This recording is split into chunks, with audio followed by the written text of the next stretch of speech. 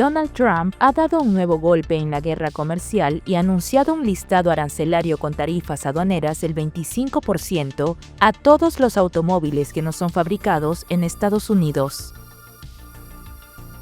El FBI publicó la captura de un migrante salvadoreño en situación irregular que presuntamente sería el líder de la pandilla salvadoreña Mara Salvatrucha 13 en la costa este de Estados Unidos. Emmanuel Macron anunció una misión franco-británico que en los próximos días enviará a militares hacia Kiev para poder entrenar a la milicia ucraniana. El presidente panameño José Raúl Mulino ha negado que existan negociaciones con el gobierno de Donald Trump sobre la implementación de bases militares en el Canal de Panamá.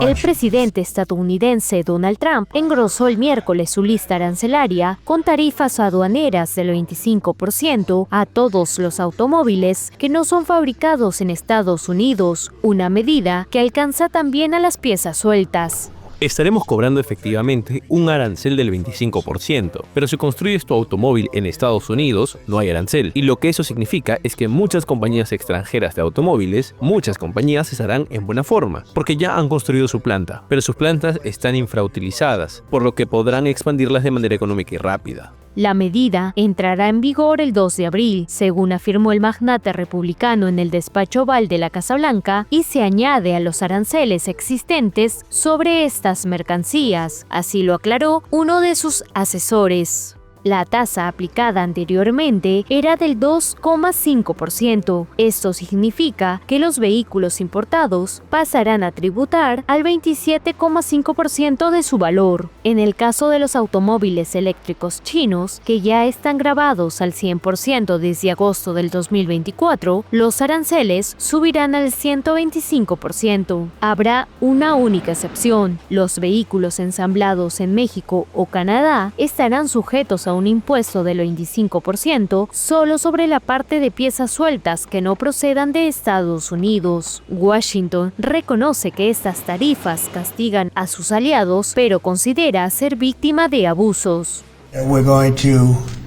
Vamos a cobrar a los países por hacer negocios en nuestro país y llevarse nuestros empleos, nuestra riqueza y muchas cosas que se han llevado durante años. Han tomado tanto de nuestro país, amigos y enemigos, y francamente los amigos han sido, a menudo, muchos peores que los enemigos. Las reacciones no se hicieron esperar. El primer ministro canadiense Mark Carney lo calificó de ataque directo, mientras que la presidenta de la Comisión Europea, Ursula von der Leyen, lamentó profundamente la decisión de Trump, pero dejó la puerta abierta a soluciones negociadas. Salvo sorpresas, la siguiente etapa del despliegue de la política arancelaria de Trump, considerada la más importante y catalogada por él mismo como el Día de la Liberación, tendrá lugar el 2 de abril. Ese día prevé aplicar los llamados aranceles aduaneros recíprocos que afectarán a todos los productos importados a Estados Unidos. Consisten en igualar dólar por dólar los gravámenes impuestos a los bienes estadounidenses en el extranjero. Aunque inicialmente afirmó que no habría exenciones ni excepciones, Trump aseguró el miércoles que estos nuevos impuestos serían muy indulgentes.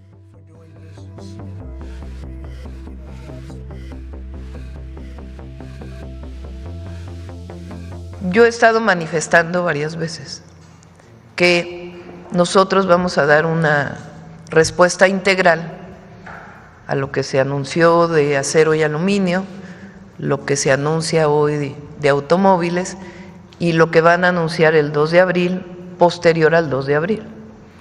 Porque no queremos dar una respuesta a cada tema, sino realmente una respuesta integral. Dentro del tratado comercial México, Estados Unidos, Canadá, pues no debe haber aranceles, esa es la esencia del tratado comercial. El presidente de Estados Unidos, Donald Trump, declaró que extenderá el plazo para que TikTok continúe operando en el país si no se alcanza un acuerdo que obligue a su empresa matriz ByteDance, con sede en China, a desprenderse de la plataforma. El presidente de Estados Unidos se ha mostrado dispuesto este miércoles a hacer concesiones aduaneras a China a cambio de un acuerdo sobre la venta de la red social. El mandatario pretende que las actividades de la plataforma en Estados Unidos sean vendidas a inversores estadounidenses. China tendrá que influir en eso, posiblemente mediante una aprobación, y creo que lo harán. Quizás les dé una pequeña reducción de aranceles o algo para lograrlo, porque cada punto de arancel vale más que TikTok. Si lo piensas, cada punto. El mundo de los aranceles es mucho más grande, y TikTok es grande, pero cada punto de aranceles vale más que TikTok. Así que para que China lo haga, quizás le dé una reducción de aranceles como ejemplo. Me parece algo que yo haría.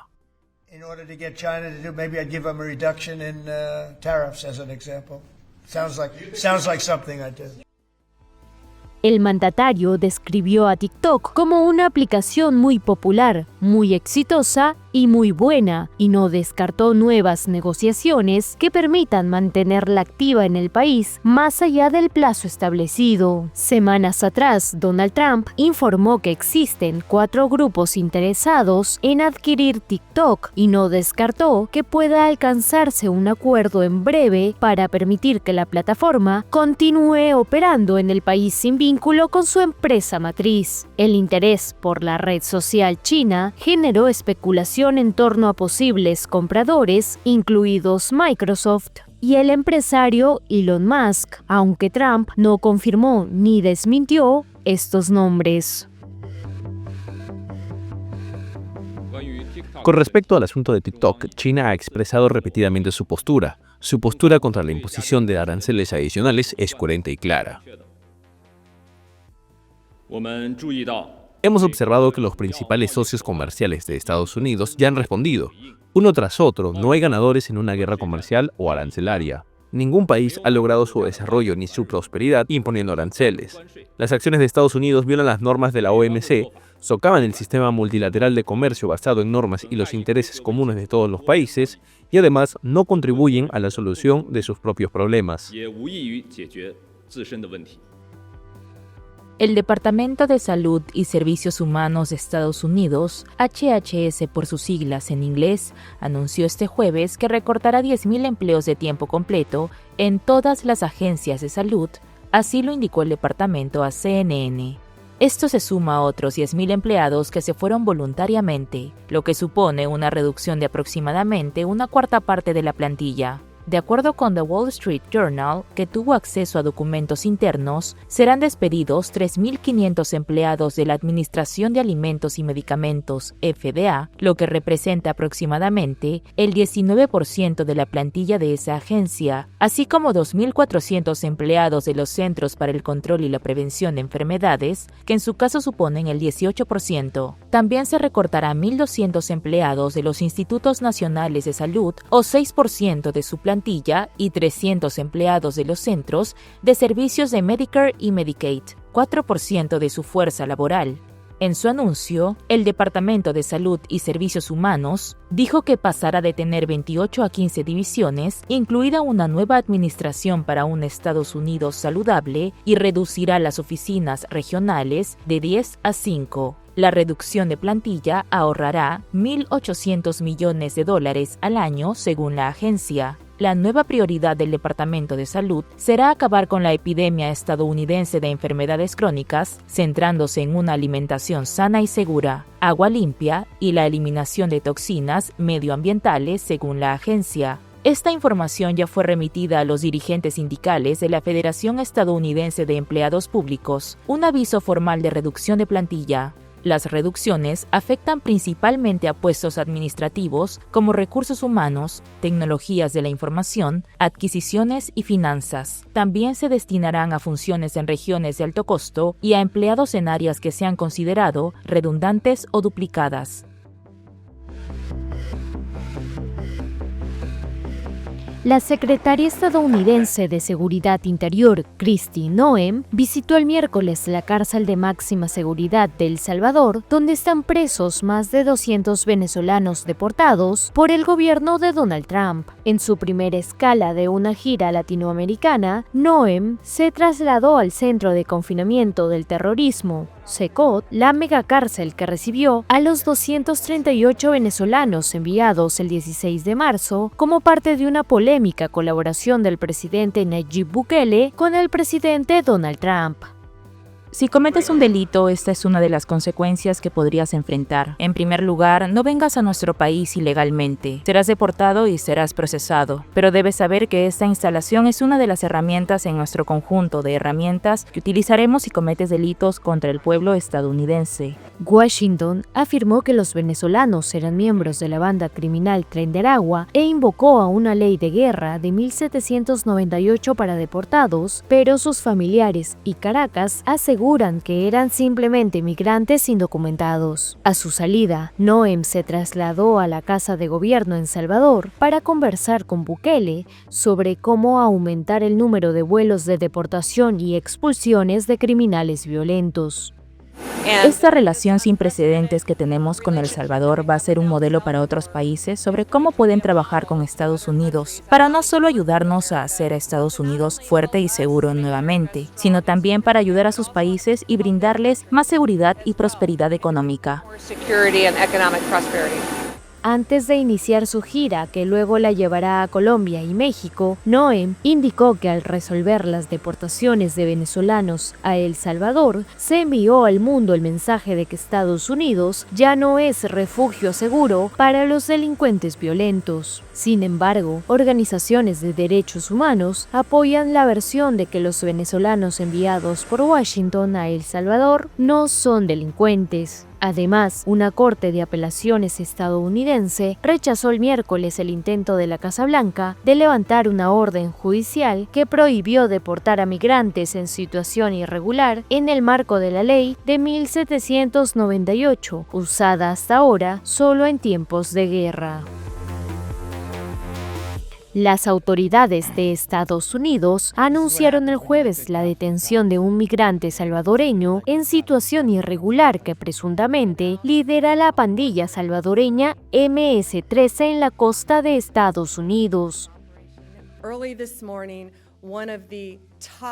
Temprano esta mañana, uno de los principales líderes de MS-13 fue detenido. Era el líder de la costa este, uno de los 3 principales de todo el país, aquí mismo en Virginia, viviendo a media hora de Washington. Es un inmigrante ilegal de El Salvador y no estará viviendo en nuestro país mucho tiempo más. Uno de los principales líderes aquí cerca de la capital de nuestra nación. Near our nation's capital. La MS-13, una pandilla creada por salvadoreños y otros migrantes en las calles de Los Ángeles y con ramificaciones en El Salvador, Guatemala y Honduras, ha sido designada por Washington como organización terrorista global.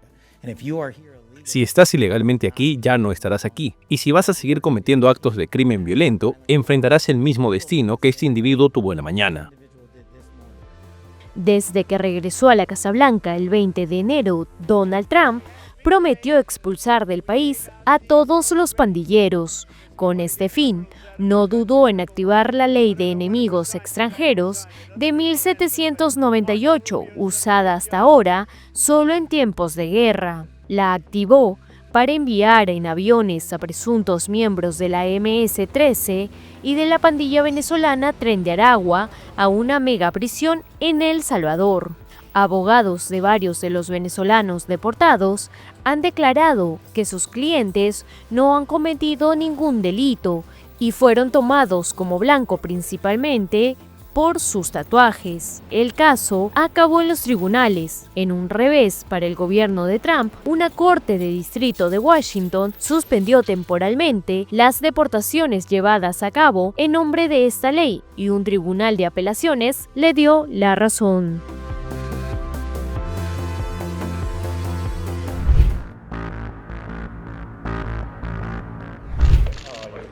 El presidente de Francia, Emmanuel Macron, ha anunciado este jueves el envío de cara a los próximos días de una misión franco-británica a Ucrania para entrenar al ejército ucraniano. El primer ministro británico y yo hemos ordenado a nuestros jefes de Estado Mayor de las Fuerzas Armadas que nuestros equipos franco-británicos puedan ser enviados a Ucrania en los próximos días y que puedan trabajar muy estrechamente con nuestros socios ucranianos que también aprobaron este mecanismo para preparar en todos los ámbitos lo que será el ejército ucraniano del mañana. Lo ha dicho durante la reunión que ha mantenido en París con cerca de una treintena de líderes de países aliados para abordar las posibles garantías de seguridad, incluido el presidente ucraniano Volodymyr Zelensky. Macron ha defendido durante su intervención una defensa de la paz a través de la fuerza. Nuestro objetivo es claro: ganar la paz y colocar a Ucrania en la mejor posición para negociar. Macron también ha propuesto el despliegue de unas fuerzas de garantía de carácter disuasorio en ciertos puntos estratégicos de Ucrania una vez se consiga alcanzar la paz, aunque ha admitido que se trataría de tropas de unos pocos estados, ya que no hay unanimidad al respecto. Entre los varios anuncios del presidente francés destacan también la decisión de acelerar los préstamos al ejército ucraniano, así como la de continuar con las sanciones económicas a Rusia. El presidente francés Emmanuel Macron criticó el miércoles que Rusia aún muestra una voluntad de guerra, pese a los esfuerzos por alcanzar una tregua en Ucrania. Esto en vísperas de una cumbre convocada en París para apoyar a la ex República Soviética tras un ciclo de negociaciones indirecta en Arabia Saudita, que concluyó en un acuerdo anunciado el martes por Estados Unidos que debe conducir bajo condiciones a una tregua en el Mar Negro y en los ataques a las infraestructuras energéticas. Macron recibirá el jueves a los dirigentes europeos junto al presidente ucraniano Volodymyr Zelensky para acordar qué garantías de seguridad pueden ofrecer a Kiev una vez que se alcance un acuerdo de alto el fuego. El mandatario francés señaló en una rueda de prensa junto a su par ucraniano que están en una fase decisiva para poner fin a la guerra de agresión rusa en Ucrania iniciada en febrero del 2022. Primero y ante todo, apoyo inmediato a Ucrania. Necesitamos continuar con esto, es necesario mantener la resistencia. Y hoy pude anunciar un apoyo militar adicional de 2.000 millones de euros para Ucrania desde Francia. En su alocución, Macron también instó a Rusia a aceptar sin condiciones el cese al fuego de 30 días ofrecido por Ucrania, y dijo que no iba a levantar las sanciones contra el Kremlin. Una vez que se logre el acuerdo, un elemento clave podría ser el envío de fuerzas europeas para garantizar que Rusia no vuelva a atacar Ucrania. Sin embargo, Zelensky afirmó que era demasiado pronto para hablar de las funciones específicas de las futuras fuerzas europeas en Ucrania. Su principal objetivo es controlar y monitorear la situación, llevar a cabo entrenamientos conjuntos y prevenir cualquier intento por parte de Rusia de regresar con otra ola de agresión. En cuanto a las herramientas que tendrá este contingente, en el mar, en el aire o sobre el terreno, es demasiado pronto para decirlo. Macron subrayó que las fuerzas europeas no estarían en Ucrania para luchar, pero también esbozó cómo podría ser la situación sobre el terreno tras un alto al fuego con una línea divisoria. Zelensky afirmó que espera que la cumbre de este jueves en París termine con decisiones firmes.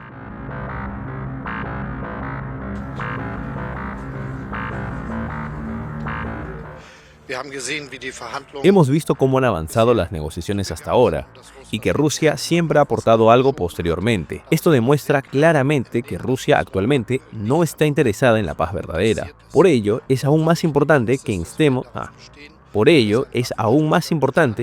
insistamos en un alto al fuego que sea posible y esté vinculado al cese inmediato de los ataques a la infraestructura, por ejemplo, y que de ello puedan surgir más oportunidades para un buen futuro para Ucrania, especialmente para una paz justa y razonable. Lo que también es importante para nosotros es que suspender las sanciones en este momento sería un grave error. Las sanciones deben continuar, también deberían desarrollarse aún más, en una postura clara y conjunta para que podamos seguir aprovechando esta oportunidad para apoyar a Ucrania. No tiene sentido levantar las sanciones hasta que se haya logrado una paz, y lamentablemente todavía estamos lejos de eso, como pueden ver.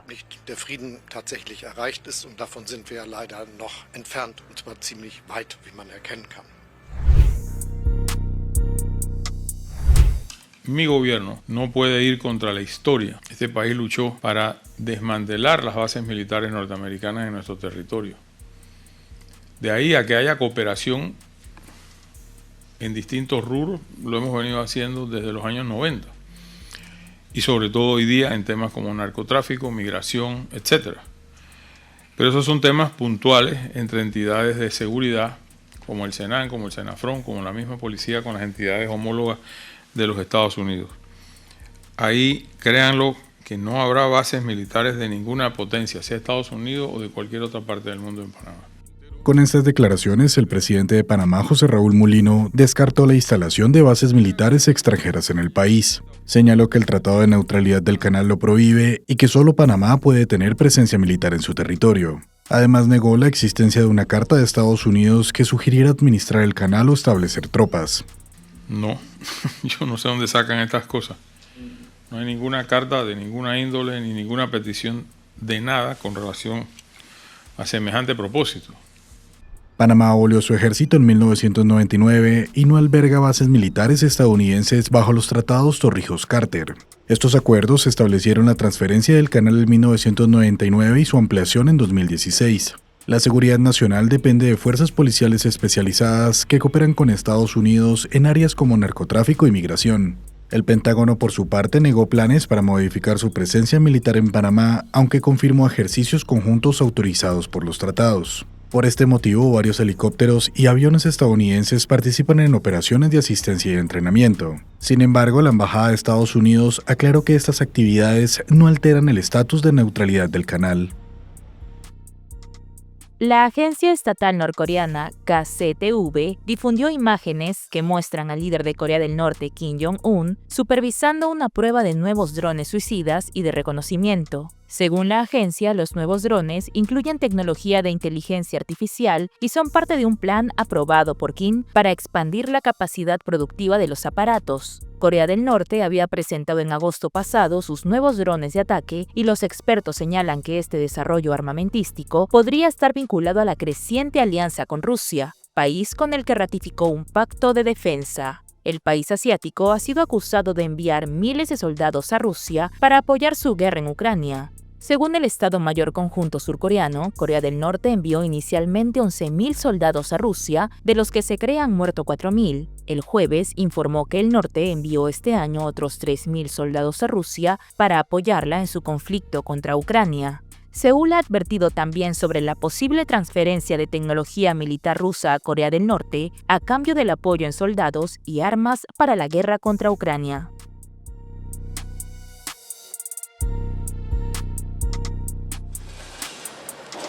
Un ataque con explosivos de disidentes de la extinta guerrilla de las FARC contra una estación de policía en el suroeste de Colombia dejó al menos 19 heridos, entre ellos un uniformado, informaron autoridades. El atentado ocurrió en la tarde del miércoles cuando los rebeldes activaron una carga explosiva en una motocicleta en el municipio de Piendamó, en el departamento del Cauca, informó en la red X el ministro de Defensa Pedro Sánchez. El estallido ocasionó daños en locales comerciales aledaños a la comisaría. Se escucha una explosión. Nos enteramos pues por el sitio y la ubicación del cuerpo de bomberos que era un atentado contra la estación de policía Piendamó. Pasado un minuto se empieza a ver llamas, la gente, el caos y reportan personas heridas en el sitio. El ministro Sánchez calificó el ataque como un acto de terrorismo y aseguró que se enmarca en el 17º aniversario de la muerte del histórico comandante de las FARC, Pedro Antonio Marín, más conocido como Manuel Marulanda Vélez o Tiro Fijo. Cauca es uno de los principales fortines del Estado Mayor Central, la principal disidencia de la antigua guerrilla marxista Fuerzas Armadas Revolucionarias de Colombia. Hasta el año pasado, el Estado Mayor Central mantenía diálogos de paz con el gobierno del presidente Gustavo Petro, pero se dividió en dos facciones cuando su jefe principal, el líder con el alias Iván Mordisco, se apartó del proceso e intensificó su ofensiva contra el Estado. Los rebeldes imponen un régimen de violencia en sus bastiones donde abundan los narcocultivos. Entre ellos está la región fronteriza con Venezuela, en el noreste del país, donde la escasa protección gubernamental deja a los civiles expuestos a asesinatos, secuestros y desplazamientos. Así lo denunció el miércoles la directora para las Américas de Human Rights Watch, Juanita Gobertus. No ha habido un Estado siquiera básico para prestar justicia en el territorio. Por supuesto, no hubo tampoco un gobierno dispuesto desde entonces a prestar seguridad para los operadores de justicia para que pudieran estar en ese territorio. Desde el 16 de enero, la guerra por el control de la región del Catatumbo entre la guerrilla Ejército de Liberación Nacional y el Frente 33 de las disidencias de las FARC deja más de 70 muertos y 55.000 personas obligadas a huir de sus hogares. El presidente Petro ordenó a las Fuerzas Armadas retomar el control del Catatumbo, pero a la fecha no lo ha logrado. Vamos por el total del Micay.